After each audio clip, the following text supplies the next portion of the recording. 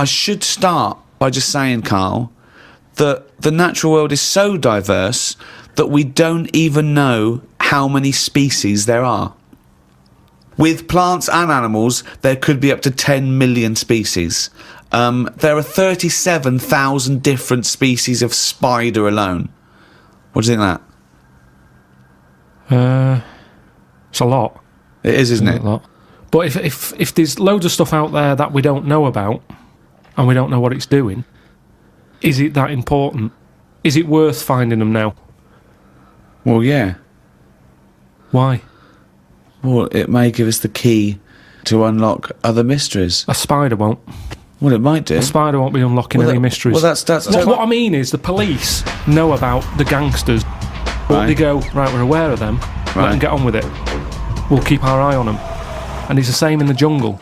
These spiders, the deadly ones you're aware of, the ones that are just pottering about, you go, don't even worry about them, don't even give them a name. They're not doing anything. But what if there's another poisonous spider they haven't identified yet, lurking in the undergrowth? I'd be very surprised. So you'd be very surprised? I'd be surprised if there was something... It sounds like laziness on your part. But they're discovering new species all the time. We know about all the dangerous stuff now, because we have to. We live in a world now. We do. We know about a lot of the dangerous stuff.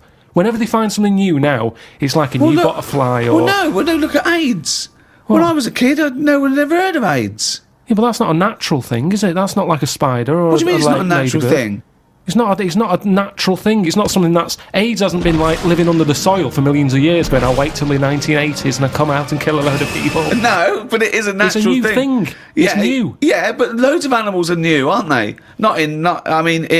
Evolutionary terms, there's new animals in evolution. I'm sure there's new stuff deep down that's just like, almost like bacteria, sat under the soil, it'll never come to the top. Right? It's like having an old woman who's a neighbour. She never goes out, she doesn't bother you. Let her be. But what if that old neighbour could unlock the secrets to... I don't think she can. Just even to us understanding the complexities of the universe, of the way things have developed and grown. Because we know about it.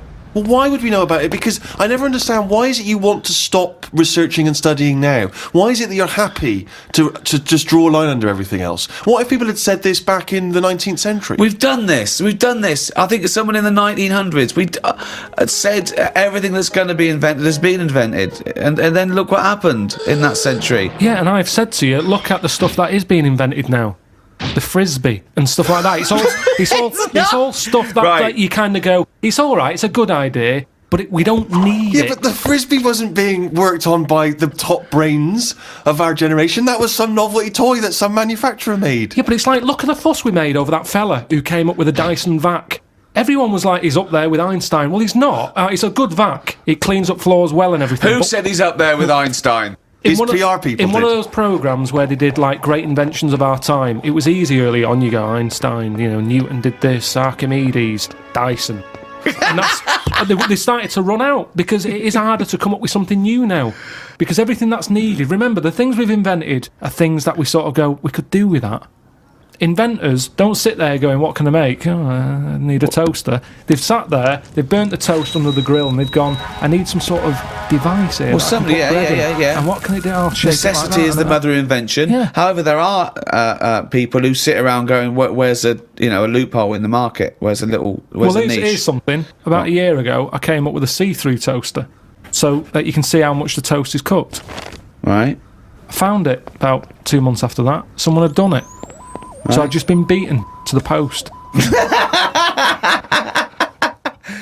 I met a bloke on a conference once who sent a drawing to Blue Peter. It was their designer car of the future, and he sent them a drawing that was a car, and the only innovation was that you can have a shit while driving. And then he put shit goes down pipe, which becomes fuel. They must have looked at that and gone, what a maniac. I think that's a brilliant... I mean, I've driven a long way. I drove to Cornwall recently, and I would have loved...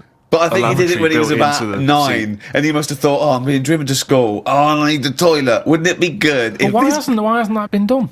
What? Well, like Steve says, I've been in the same situation when you're driving and you go, oh, where's the service station? You see a sign saying 36 miles. So what would you... So you suggest pull your trousers down and shit down in the seat that's a toilet? Yeah, well, what's wrong with that? Well, you got your nan in your back. She's got one as well. So you are going to Cornwall all shitting?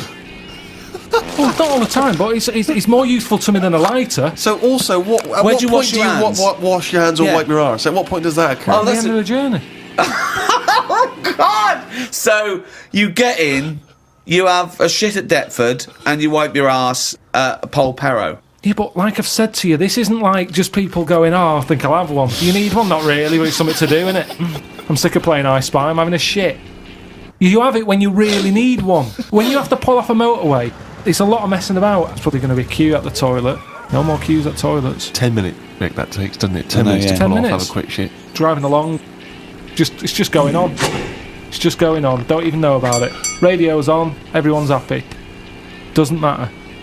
I don't know. I mean, we all do it as well. That's the thing. Anything else you'd come up with?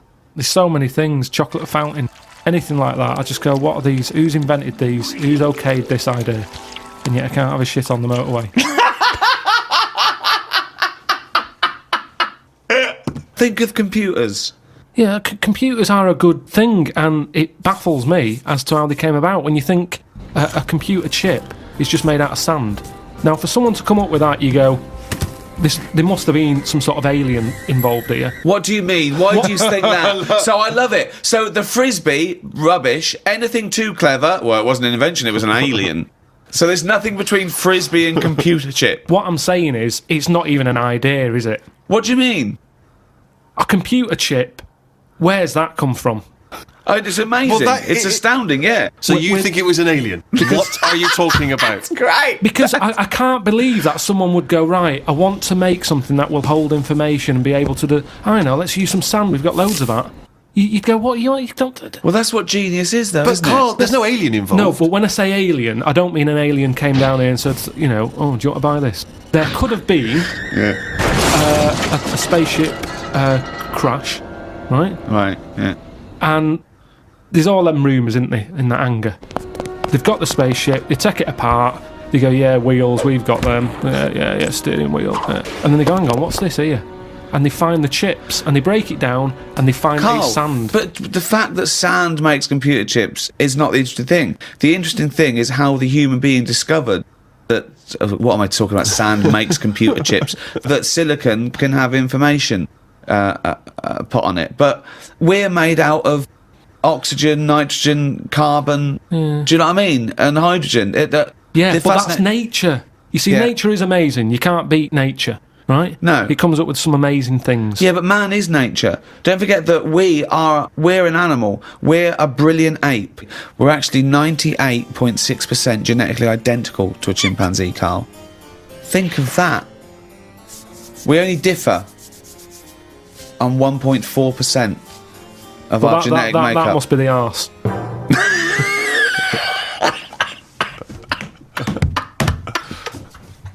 Because that's a lot different. Animal rights is a hot topic. It's a big issue. What rights should they have? We test drugs on animals, and we're basically saying if they die, they die. We'll learn something from them. People do make distinctions between animals' rights. They know that it's probably more acceptable to kill an ant than Punch a cow. Yeah, exactly. I told you, didn't I, about me dad's mate who had a monkey and he had to thump it. What? Well, there's two things there. One, why did he have a monkey? Two, what sort of discipline is thumping a monkey? What was the monkey doing? He was annoying his wife a lot and sort of, pinching her arse and stuff like that. Right, No, right. that's Wait a not minute. true. We've It's not never true. heard this before. How have we had all these years No, of I'm sure I monkeys and told we've you never about heard it this ages before? ago. Your dad had a mate who had a monkey? Yeah, I'm sure I told you. Why did he have a monkey? Just for a laugh? Well, it was back in the day when people did. They all had like odd sort of pets, and When? that, didn't they? In like about 68. Oh, In 1968, 1968. when everyone had a monkey. We had to thump it. Now the weird thing is, No, that's weird enough. Is this all the story? This is the entire story? No. You've got all the information you've got is he had a monkey and he had to thump it. yeah, my dad told me about it when he found out that I was into monkeys. He said, "Oh, Benny thumped one," and Benny thumped one. Oh, my son's into natural history, particularly simian variety. I've got an interesting fact for you, Carl. Sit down. What is it, Peter? Benny thumped one. Brilliant. But what was interesting is the way that people are thumping other people all the time. No one bats an eyelid. Thump a monkey. People go, "You thumped a monkey." Yes, they do. They do go. You thumped a monkey. So that's what's weird, isn't it? But this chimp doesn't want to be caged and kept in a fucking council house in No, Manchester. it was quite happy. And if It it wants to wasn't live like a happy. human, I mean, in the 70s, you know, there were all the teabag adverts and all that, and they were loving that. No, they and weren't people loving it. interfere. People go, that's unfair. Now They- they're in like a cage in a zoo. You're going, it was better when I was pushing a piano up the stairs. They weren't really. They weren't actual delivery men. They weren't really sitting down and having a cup of tea. It wasn't a documentary.